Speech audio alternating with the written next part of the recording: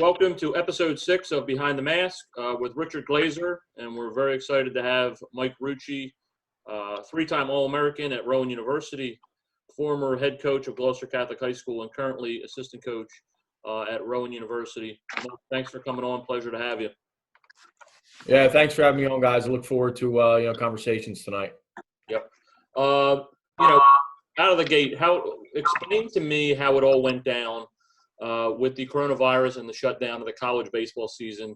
I umpire college baseball, so to us it was a indefinite suspension, and then it eventually became cancellation. How did you guys get the word? What was that like?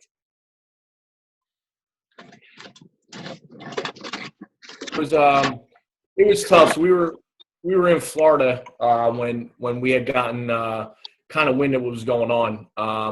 Obviously, University of Pennsylvania was the first one that kind of had gotten wind, and we are, as a coaching staff, very close with those guys. So we were talking with them, and I actually hadn't even met up with the team at that point. I was getting ready to fly out that night. And it was a very eerie feeling. And then I get down there, I meet up with the team, and we get out of the gate, and we're playing really, really well, which made things even tougher. So we're playing Concordia Chicago, who was the number one team in the country for the majority of the year last year in Division III baseball. We come out and we play Drew Ryback for a gem. We had a big home run, a couple safety squeeze. We were playing great. The craziest thing about it. And Coach Dixon comes over to me. He goes, man, he goes, what stinks about this is we can feel what's coming, and we really liked where our club was right then and there.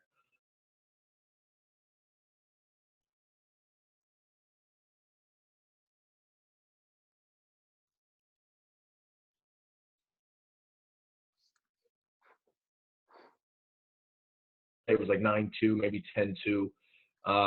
And we get back to our condos, and that's when Coach Dixon got a phone call from our assistant athletic director. And you get that phone call, and it was like the coaches just sat in a room, just kind of heartbroken, just for the kids and for the seniors especially. And at that point, there were so many unknown variables. We had no clue what was going to happen, if they were going to get a year back. And so then we had a team meeting, and ironically, the whole team gets in there, and our last guy in the meeting, and I'll never forget this in all my coaching time, was our senior captain, Alex Kokis. And when he walked in, I couldn't even put my head up. It was one of the most heartbreaking things I've experienced as a coach. And Coach Dixon started talking, and he was getting choked up, and you could just see it in their face. I couldn't believe it. At first it was, what do you mean? Is Florida over? And no, it's our season. And each senior said everything that they needed to say to everybody in the program, what their time meant at Rowan, what each player meant for them at Rowan. And it was a very, very emotional 2 hours. I can tell you that, in that meeting. It was very, very difficult. And then, what made it a little bit easier, I guess if you could call it easier, was that it started happening to everybody else. Then, we find out that LSU doesn't take their trip to Mississippi State. And then you're like, okay, this isn't just going to be 2 or 3 teams. Next thing you know, the NCAA tournament's canceled for basketball. And then, you kind of, if it made you feel a little bit better, I guess that would be the only thing at that point in time. But one of the most gut-wrenching things I've experienced as a coach, for sure. Yeah, I bet. And, are most of your guys, the senior class, taking advantage of that extra year? I would imagine, in addition to everybody else being in the same boat as you guys, that helped a little bit sort of lessen the blow that these seniors aren't going to lose their senior season if they don't want to. Yeah, there's no question that made it a lot easier. We have seniors. Not all of them are coming back. We're going to have, I would say, we're going to be about half, 4 maybe. And, two guys had internships lined up. And that's the only reason I didn't come back. We had told them, hey, man, if you want to come back, let's rock and roll. We want to finish kind of what we started here in the early going. But, sometimes life comes at you, and you got to start with your opportunities. And those two seniors are taking advantage of internship opportunities. And so we're going to have at least 4 guys come back. And, we're excited. We wish those 2 seniors luck who are going to be moving on, but we get it. And we're super excited to get those 4 guys back.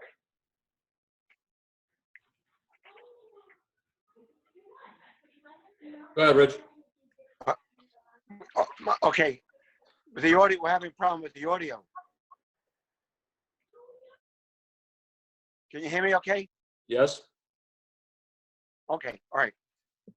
Mike, back in 2015, you were quoted in an article in the Philadelphia Inquirer that the hardest thing you ever had to do was to tell your Gloucester Catholic players that you were leaving to become an assistant coach with Mike for Mike Dixon at Rowan. I'm just wondering what factored into your decision at that time, and what was your state of mind? Yeah, I mean, that was, there's no question that was tough. We had just graduated a bunch of seniors, so I was walking away from, at the same time, I think it was 9 or 11 seniors were, which made it a little bit easier, but I was leaving, guys like Tyler Mondile behind, who I had a really good relationship with. And, he was one of the guys that I remember looking at and being very difficult to kind of let him know what was happening. At that point in my career, basically what I was doing is I wanted to see if there was going to be an opportunity for me to get into college and have it be a career. I've always been involved in baseball, and it was a time where I look back, Coach Dixon, when he first became the head coach at Rowan University, called me up and asked me to come on board to be his assistant. And I told him if he could just give me a year, because I wanted to graduate. I kind of wanted to walk away with that senior class. Guys like John Murphy, Anthony Harold, Sean Breen, Franny Kinsey. They were the guys that I wanted to, try to finish, what we had kind of started. And then I wanted to see if I could make it a career, to see if I could eventually have it down the road, be a full-time job. I'm also a 5th grade school teacher, and baseball's always been in my life. So I wanted to see, and I know I needed some experience in order, I wouldn't be able to just become a head college baseball coach. I needed to put some time as an assistant. And Rowan, being that I went there, I'm very close with Mike Dixon. It was a perfect opportunity to see if I could start that and get on that path to my career. Was it an emotional moment when you were with your players, telling them all this and, trying to gauge their reaction? Yeah, I mean, Gloucester Catholic's it's a big community, but it's a small community in terms of things get out pretty quickly. So there was already wind that it was going to happen. And I sat with Pat Murphy, the athletic director, and the principal, Mr. Beckett, and one of my assistant coaches, Tom Johnson. We sat in there, and I was very emotional, letting them know what was happening. I got choked up. They made an announcement for any returning varsity player, any returning baseball player to come down. We met in the chapel, and I stood up there and I talked to them, and I was very emotional, tears in my eyes. And I think they understood it. They all, after I had that conversation with them, they each came up to me and they gave me a hug and they wished me luck. I'm sure some guys were upset, but Gloucester Catholic's a unique place where, they're always going to get good people there. They're going to get great players. They're going to get kids that work hard. And I was lucky enough to have Adam Tussey be the guy after me to keep that tradition going, if not make it even more impactful than it was. Kind of a bittersweet moment. Yeah, for sure. And it was, I've only really been in 2 programs for the majority of my life. For the most part, I had a stint at West Effort, which was a great time in my life, where I, won a Group 2 championship there as a head coach. But for the most part, I've either been at Gloucester Catholic or at Rowan University for my baseball career. So, it was definitely bittersweet, but, I got a lot of ties at Rowan and, being an All-American.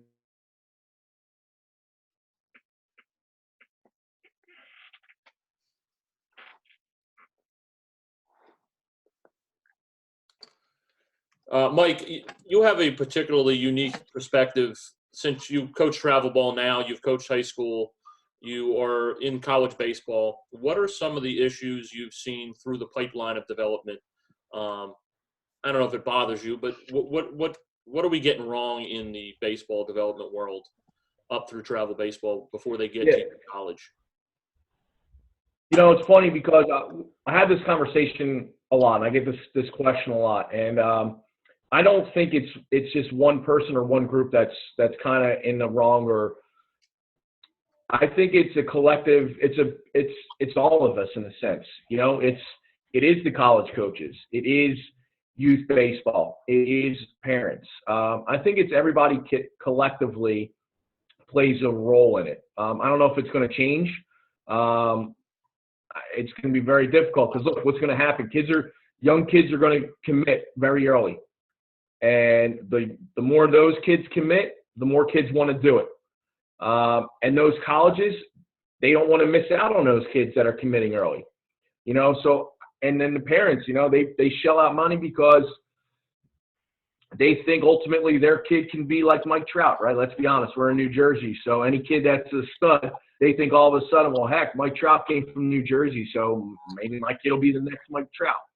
So I think we all play that role, John, that I think we all are to blame in terms of how certain things go. I mean, we say that in terms of being to blame, but in my opinion, we have some of the best baseball players that I've ever seen in recent years. They're not – man, I'm seeing 11 and 12-year-olds that are absolutely studs. I'm seeing high school kids, like the Deckers of the world that are just – man, they're absolutely fantastic. And I think we're to blame, but the training all year round, yeah. I mean, if you don't monitor and if you're not with the right person or the right trainer, you're going to wind up getting hurt. Sometimes even when you are with the right guy, you wind up getting hurt. So I think we're all to blame, but at the same time, I think we're in the best position right now in terms of our skill and how good players are that we have ever been, especially in New Jersey, man. I mean, you go to a weekend of, Perfect Game, Diamond Nation, and guys want to come see New Jersey. Every time I talk to a college coach about a player, it's I want a New Jersey kid. I want a kid that grinds like the Jersey kids grind. And I was just on a phone call with a recruiting coordinator from University of Miami not too long ago, and his exact words, we need more Jersey kids. We need more Jersey kids. So, yeah, I mean, are we all to blame? Yes, but we're probably all to blame as to why these kids are so darn good right now, too. Yep, I hear you there. Mike, as a former high school coach and currently as a college coach, what are the most significant differences that you've seen between high school and college umpires? Wow, good question there. I think, it's been a while. I've been removed from high school for about 6 or 7 years, but I still go out to those games. I do think it's the best it's been in a very long time. Credit to you guys. I think you guys care more about your craft than definitely from when I played, for sure.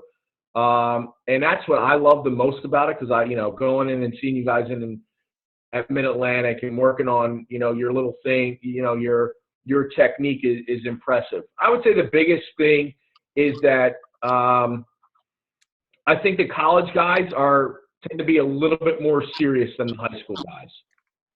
That they know that, those head coaches in college, that's how they're putting food on their plate for their family. So I think they might lock in a little bit more. But I mean, I'm a guy, and John can tell you, either from coaching against him in a travel ball game or being a coach when he was an umpire. Like, I'm not a guy who's going to argue with umpires. I just don't do that. I don't think You're not going to get anything out of it. Look, man, you guys are. It's not like you're going out there trying to make a wrong call, even if you do. It's just sometimes let's be honest. It's why the game is great, man. It's why the game is great. Is that element where there's an umpire is going to tell us it's a ball or a strike, right? Or a rule or safe or out. Like, to me, that's big. So the only thing I would say is that the college guys tend to take it a little bit more professional, a little bit more serious than the high school guys. But I don't have, I think you guys do a really good job. That's good to hear, and it's fascinating that you mentioned that, because we deal with guys who are either in the high school umpiring level or below, and their aspiration is college baseball. And usually the first question we get is, what's the difference between college and high school umpiring? What do I have to prepare myself for? And usually the first thing out of my mouth is the fact that you're not dealing with a head coach who's getting a small stipend to coach a high school baseball team. You're dealing with a dude who this is his career. And wins and losses in the end will be very important, and whether they keep the job or not. That's the starting point. So I think it was fascinating to hear you say that. That is a very heavy difference. But on that topic of getting guys into NCAA baseball, we have to try out for college baseball, unlike high school. High school, you generally pass a test. You might have to get evaluated, but every single guy getting into college baseball has to have a tryout with a college evaluator. As a coach, what are some of the issues that you would like to see addressed?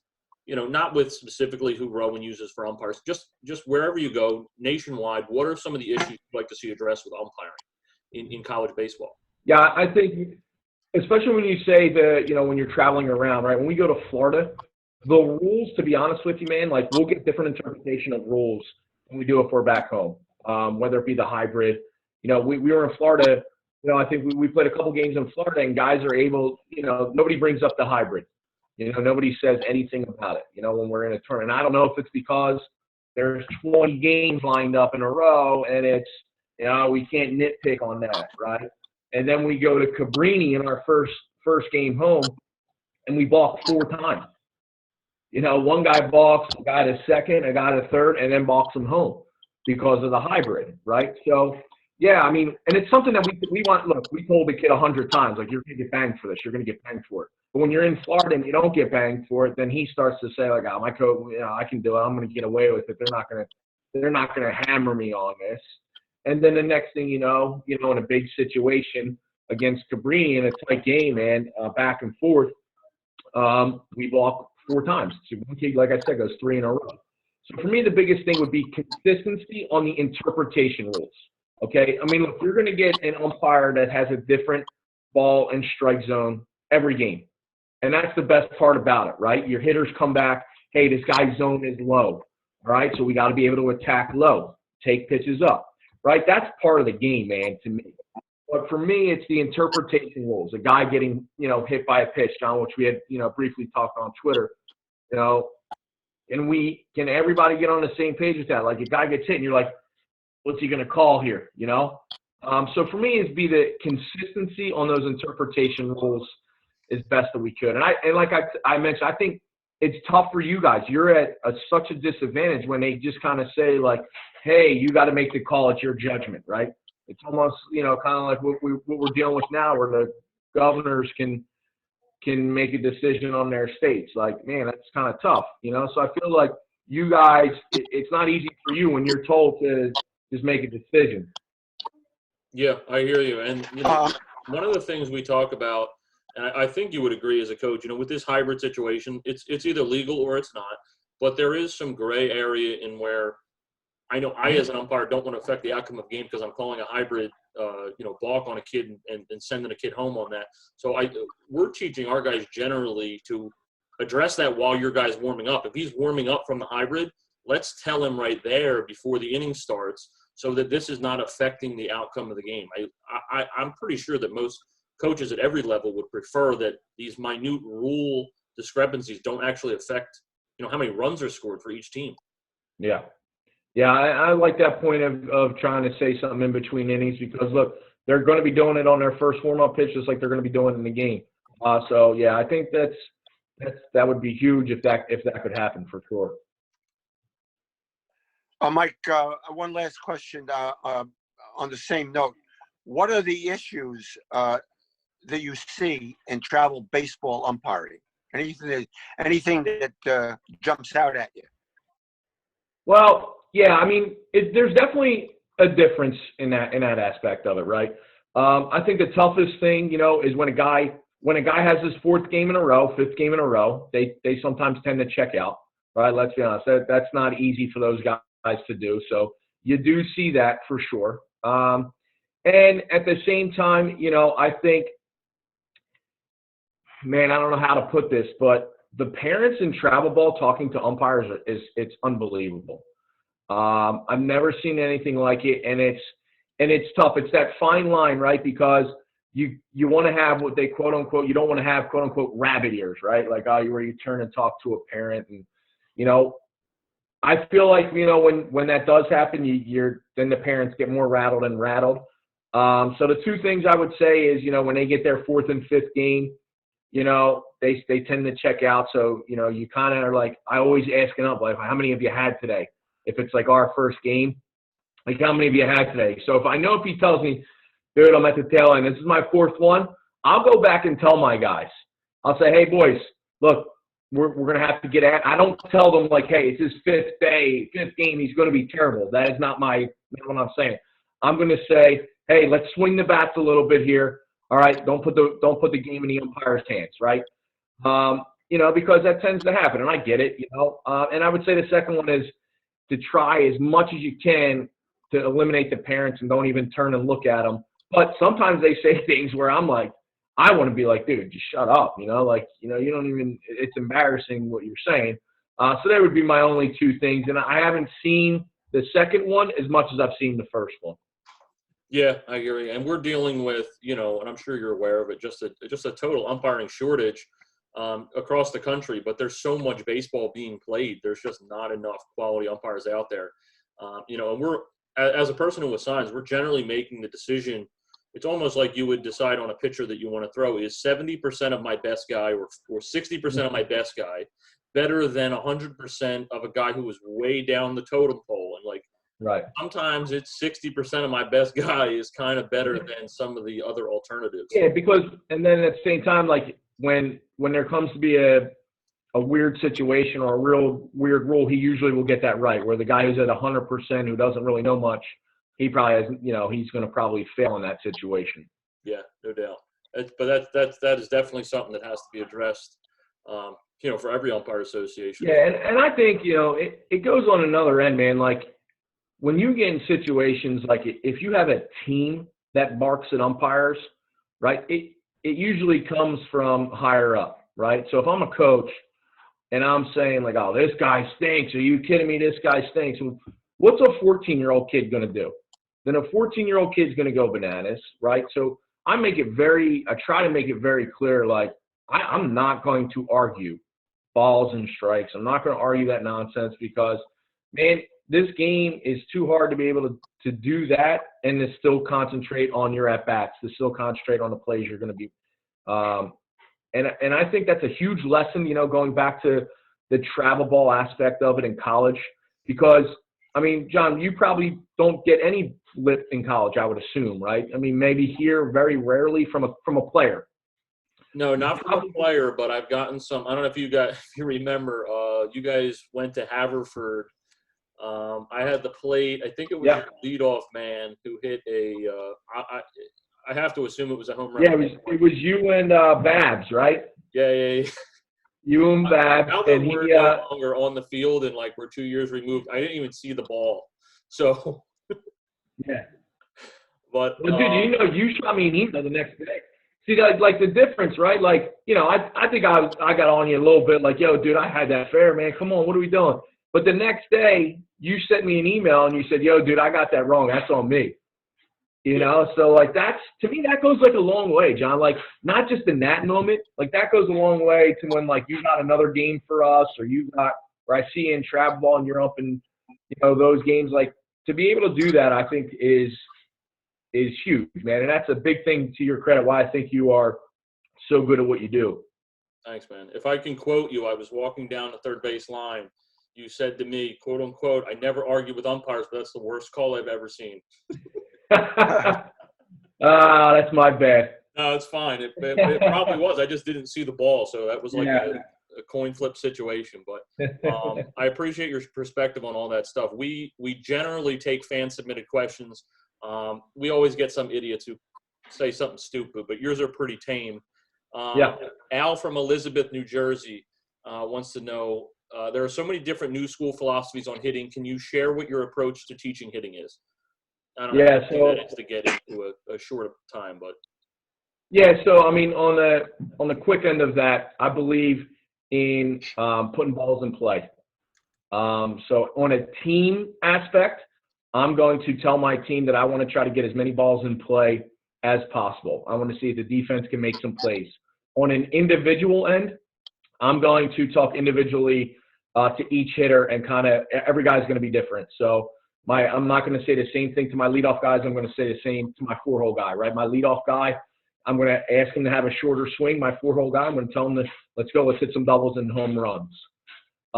It depends on the guy for me in terms of philosophy. My team philosophy, though, would be that let's get baseballs in play.